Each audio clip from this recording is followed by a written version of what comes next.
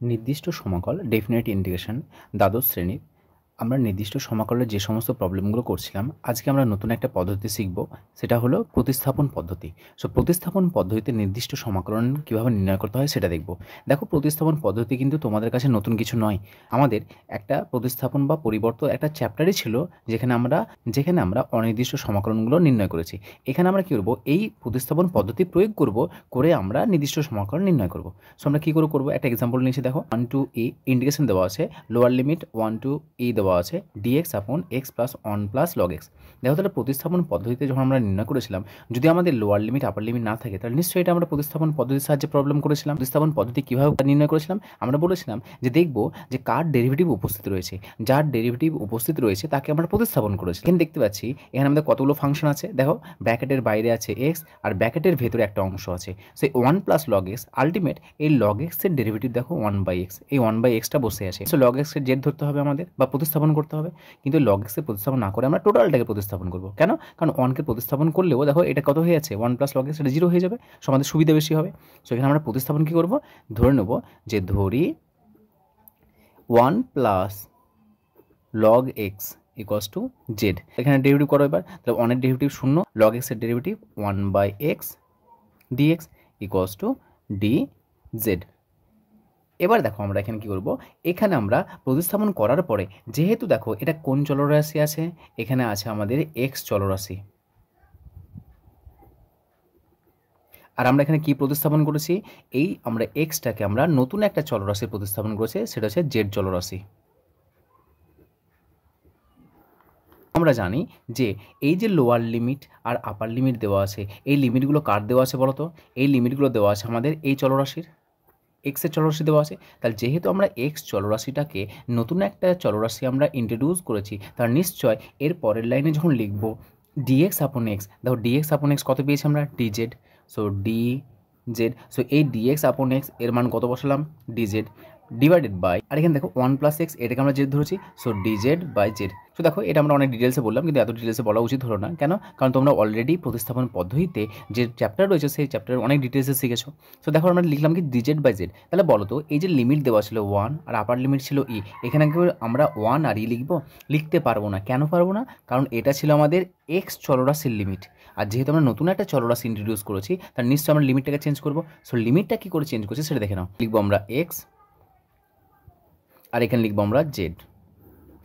এবার আমরা lower limit বসাবো। আচ্ছা, লোয়ার লিমিট কত আছে বলো তো, 1। তাহলে এক্সের এখানে 1 বসালাম, লোয়ার লিমিটের মান বসালাম। তাহলে লোয়ার লিমিটের মান বসে আমি জেডের মান পাবো কী করে, কোন সাহায্যে পাবো?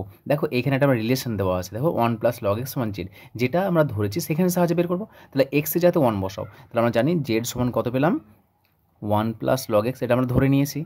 আমরা এই এক্সের মান কত ধরেছি, 1। যেহেতু আমাদের লোয়ার লিমিট 1 দেওয়া আছে, তাহলে 1 বসাও এখানে। তাহলে 1 বসালে কত আসবে, 1 প্লাস log অফ 1 সমান কত পাচ্ছি, এক্সের মান যখন 1, তার মানে লিখি যখন এক্স সমান 1, জেড সমান কত পাচ্ছি, 1 প্লাস log 1, আর log 1 এর মান কত, 0। সো 1 প্লাস 0 সমান কত পেলাম, 1 পেলাম। তাহলে এক্সের মান যখন 1, জেডের মান কত পেলাম বলো তো, 1। সো 1 এর জন্য জেডের মান 1 পেলাম। আর একটা লিমিট আছে আমাদের, কত আছে, ই আছে। সো এখানে ই বসাও, এক্সের মান ই। আবার যখন এত ডিটেলসে লিখছি, এত ডিটেলসে লেখার প্রয়োজন তোমরা রাফে করে নেবে, আর এখানে মানটা বসাবে, এই টেবিলটাকে তোমরা দেখাবে। যখন এক্সের মান ই, এক্সের মান ই তখন বসাও, জেডের মান কত আছে দেখো, জেড ইকুয়ালস টু 1 প্লাস, এইখানে সম্পর্কে বসাবো আমরা 1 প্লাস লগ অফ ই, আর লগ এর মান কত আমরা জানি 1। So 1 plus of 1 equals to কত পেলাম, 2। সো এটা হবে আমাদের 2। তাহলে দেখো, এক্সের মান যখন 1, তখন জেডের মান কত পেলাম, 1। তাহলে এখানে 1 বসাও, যেহেতু এখানে 1 ছিল লোয়ার লিমিট। আপার লিমিট কত আছে, ই, এখানে আপার লিমিট ছিল ই, ই এর পরিবর্তে আমরা জেডের মান কত পেয়েছি, 2। সো এটা হয়ে যাবে আমাদের 2। এবার দেখো, আমরা এটাকে ইন্টিগ্রেশন করব, কত আসবে এটা আমাদের, ডিজেড আপন জেড কত হয়, log of Z. So log of Z, lower limit কত, 1 to 2। দেখো, এখানে কিন্তু আমাদের আর পুনরায় এখানে রিপ্লেস করতে হলো না, জেডের মান রিপ্লেস করার প্রয়োজন নেই। এখানে আমরা এবার মান বের করে নেবো। তাহলে কত বসাবো, লগ অফ 2, আপার লিমিট বসাও, minus log of 1। So value কত পেলাম, লগ অফ 2। এটাই আমাদের অ্যান্সার, যে লগ 1 এর মান 0। আমরা পরিবর্তন বা প্রতিস্থাপন পদ্ধতিতে যখন আমরা ভ্যালু বের করেছিলাম, এর ইন্ডিকেশন করেছিলাম, শেষে কিন্তু আমরা জেডের মান বসিয়েছিলাম, তাই না? কিন্তু এখানে আমার জেডের মান বসাতে হলো না, কেন? কারণ এখানে আমরা ইন্ডিকেশন করলাম, ইন্ডিকেশন করার পরে এই আমরা লিমিটগুলোকে চেঞ্জ করে দিয়েছি, তাহলে এটা যে মান পেলাম এটাই হচ্ছে আমাদের অ্যান্সার। এটা দেখো সহজ পদ্ধতিতে করলাম। আমরা অপরভাবে যদি আমরা ধরে নাও যে আমরা এই লিমিটটা বের করবো না, লিমিট না বের করেও কিন্তু প্রবলেম করা যাবে। কীরকমভাবে করবো দেখো এখানে অল্টারনেটিভ মেথড, যে ইন্টিগ্রেশন 1 to a dx আপন x, আচ্ছা এটা আমি আগে log x লিখে ফেলেছি, তার জন্য লিখে দিলাম এটাকে। সো এটা দেওয়া আছে আমাদের, হ্যাঁ, log x + 1, আমি log x টা আগে লিখে ফেললাম, তার জন্য চলে এলো ওটা। আচ্ছা এটাকে নর্মালভাবে ইন্টিগ্রেশন করো, তাহলে এখন আমরা লিখে ফেলছি, তাহলে এখন নম্বরে আমরা এটাকে ইন্টিগ্রেশন করছি, ইন্টিগ্রেশন dx আপন x into 1 plus log of x। So এটা আমরা কত করবো, সেই একই জিনিস আসবে, এটা আমাদের এটা ধরে নেবো, তো ধরে নিলে সেই যেটা আসবে সেটা লিখছি আমরা। সো ইন্টিগ্রেশন কত আসবে, dz বাই জেড, কারণ ধরলে তো এটা আসবে, তাই না? এই একই প্রবলেমকে তো আমরা করছি এখানে। সো কত আসবে এটা আমাদের, log of জেড। এবার এই জেডের মানটা বসাও, জেড মান কত হচ্ছে 1 প্লাস log x, সো এই লিখবো log of 1 plus log x। দেখো আমরা রিপ্লেস করলাম, আচ্ছা রিপ্লেস করার পর অতএব লিখবো, অতএব ইন্টিগ্রেশন এর মানটা, তাহলে অতএব এর মান কত হবে, সমান মান বসাও log of 1 plus log x, lower limit কত 1, আপার লিমিট কত ই। দেখো এখানে কিন্তু আমরা রিপ্লেস করে দিয়েছি, মানে এক্স চলরাশিতে আনসার পেয়েছি, সেই জন্য আমরা এই লিমিটগুলো চেঞ্জ করলাম না। তাহলে কত হবে এটা আমাদের, প্রথমে আপার লিমিট বসাও, so log of 1 plus log of E minus log of 1 plus log of 1। So calculate করলে কত আসছে এটা আমাদের, দেখো log এর মান 1, so 1 plus 1 2, so log of 2 আসছে, মাইনাস এটা কত আসবে log of, দেখো 1 আর log 1 এর মান 0, সো 0 প্লাস 1 1, আবার log 1 এর মান 0, সো কত আসছে log of 2। দেখো এইখানে যা অ্যান্সার পেয়েছি আমরা আগের বারও তাই অ্যান্সার পেয়েছিলাম, কত পেয়েছিলাম log 2। সো এখানে আমরা কী করলাম বলো তো, এখানে আমরা দেখো এই লিমিটকে চেঞ্জ না করে আমরা এখানে রিপ্লেস করেছিলাম, ওই চলরাশিটাকে রিপ্লেস করেছি, নিয়ে আমরা মান বের করলাম। সো এটা একটা পদ্ধতি, আবার এটা একটা পদ্ধতি। সো আমরা প্রতিস্থাপন পদ্ধতি করলে দেখো অনেক সহজে চলে আসছে, এত ক্রিটিক্যাল আসছে না। সো এত ক্রিটিক্যাল না করে আমরা সহজেই প্রথমে লিমিটটাকে চেঞ্জ করে দেবো, শুধুমাত্র এটা আমাদের কাজ, লিমিটটা চেঞ্জ করে দাও, দেখো কত সহজে আমাদের ইন্টিগ্রেশন চলে এলো। সেই জন্য আমরা প্রতিস্থাপন পদ্ধতিকে অ্যাপ্লাই করব। সো যদি মনে হয় যদি এটা কঠিন লাগছে তাহলে এটা করবে, কিন্তু আমার মতে তোমার এই লিমিটটাকে চেঞ্জ করে দাও, চেঞ্জ করে দেখো অতি সহজেই তোমরা ইন্টিগ্রেশন করতে পারবে। সো এটা হলো আমাদেরকে যে প্রতিস্থাপন পদ্ধতির সাহায্যে নির্দিষ্ট সমাকলনের মান নির্ণয় করা। তোমরা শুধুমাত্র এই লিমিটটা, এই যে আমরা এখানে এক্স আর জেডের যে লিমিটগুলোকে বের করেছি, শুধুমাত্র এটাই আমাদের এখানে শেখার, বাকি দেখো সমস্ত জিনিসগুলো কিন্তু তোমরা অলরেডি অনেক প্রবলেম করে ফেলেছো। অপর একটি প্রবলেম নিয়ে দেখো x E to the power minus x square, তার নিশ্চয় তোমরা বুঝতে পারবে যে কোথায় আমাদের প্রতিস্থাপন অ্যাপ্লাই করতে হবে কি হবে না। দেখো এখানে এক্স বসে আছে আর মাথায় দেখো এক্স স্কোয়ার আছে, আমরা জানি জটিল অংশটাকে জেড ধরতে হয় বা প্রতিস্থাপন করতে হয়, তাহলে এক্স স্কোয়ার, দেখো এক্স স্কোয়ার ডেরিভেটিভ বসে আছে এক্স, তাই না, মানে 2x, কিন্তু আমাদের 2 প্রয়োজন নেই, আমরা জাস্ট চলরাশিটা দেখবো এক্স। তো এখানে ধরবো কি, ধরি x square equals to Z, তাহলে কত হবে dx 2x dx সমান dz, this imply x dx সমান 1/2 dz। সঙ্গে সঙ্গে লিমিটটাকে চেঞ্জ করো,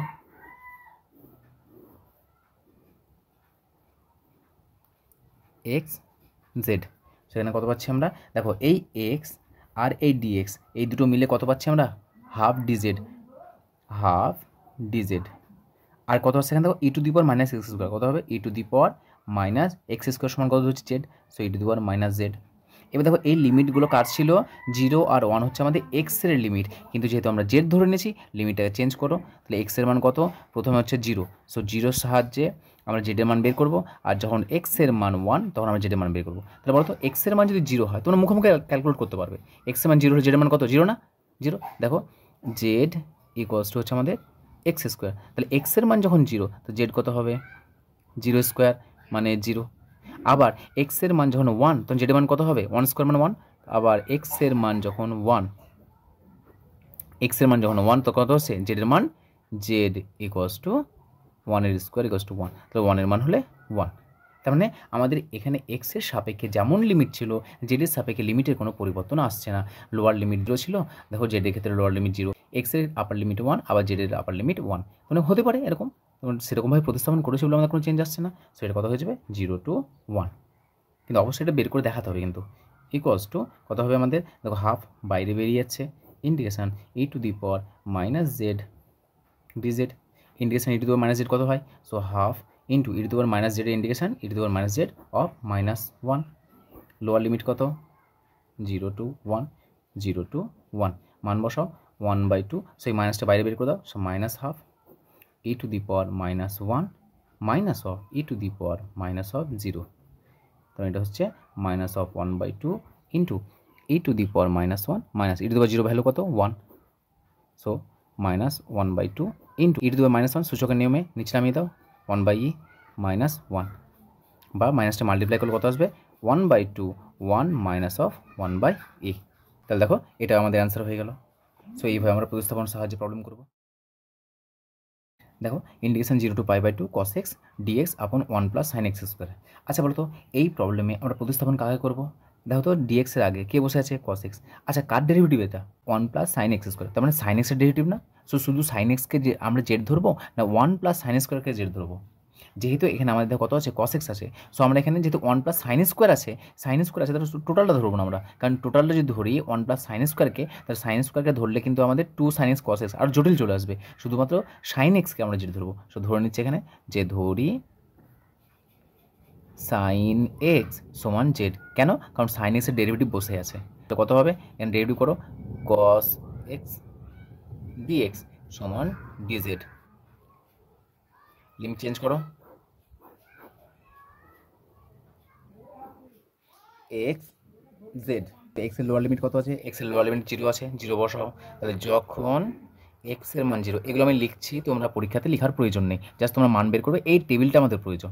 এক্স এর মান 0 হলে কত হবে আমাদের, শুধু বোঝার জন্য আমি লিখছি এক্স এর মান 0, এক্স এর মান 0 হলে কত হবে z equals to sine of x সমান হচ্ছে সাইন অফ 0 সমান হচ্ছে 0, এক্স এর মান 0 হলে সাইন মান 0, এক্স এর মান কত আছে আপার লিমিট π/2 বসাও π/2, তাহলে আমাদের কত যখন এক্স এর মান π/2 জেড এর মান কত পাবো, জেড সমান সাইন এক্স, এই সম্পর্ক বসালে তো আমি জেড এর মান পাবো, so sine of π/2, sine π/2 value কত হয় 1, সো এক্স এর মান যখন π/2 জেড এর মান কত পেলাম 1, সো নতুন আমাদের আপার লিমিট লোয়ার লিমিট কত হলো 0 to 1, দেখো এই cos x dx, এই cos x dx এর মান কত পেয়েছি dz, মান বসাও ডিজেড ডিভাইড বাই, দেখো 1 আছে 1 রাখলাম, এই সাইন এক্সকে জেড ধরেছি কত হবে আমাদের জেড স্কোয়ার। আচ্ছা এটা কার ফর্মুলা, ট্যান ইনভার্স এক্সের ফর্মুলা না, দেখো শর্টকাটে চলে এলো, so tan inverse z, lower limit upper limit জেডের আছে 0 to 1, মান বসাও, সো ট্যান ইনভার্স জেডের জায়গাতে 1 বসাবো মাইনাস ট্যান ইনভার্স অফ 0,